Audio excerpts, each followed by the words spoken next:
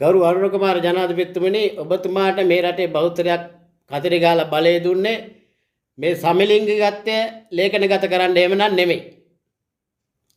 මොකද මේ රටේ තියෙනවා ජාතික ප්‍රශ්න.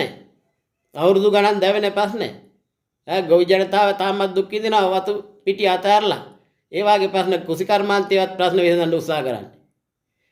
නමුත් මේ සමලිංගිකත්වයක් අරගෙන මේ රටේ මහා ජනතාව අකමැති නම් මහා සංඝරත්නය අකමැති නම් මොකටද ඔබතුමා මේවා ක්‍රියාත්මක කරන්නේ? අවශ්‍ය නැහැ අපිට ඕවා. කැමැති දෙයක් කැමැති අය කරගනි. ගෑනු හරි පිරිමි හරි ඒවා පෞද්ගලික දේවල් අපිට වැඩක් නැහැ. මේවා රටේ ප්‍රශ්න නෙවෙයි. රටේ ප්‍රශ්න විසඳන්න ගරු ජනාධිපතිතුමනි. ඔබතුමාගෙන් බලාපොරොත්තු වෙන්නේ ඒකයි අපි.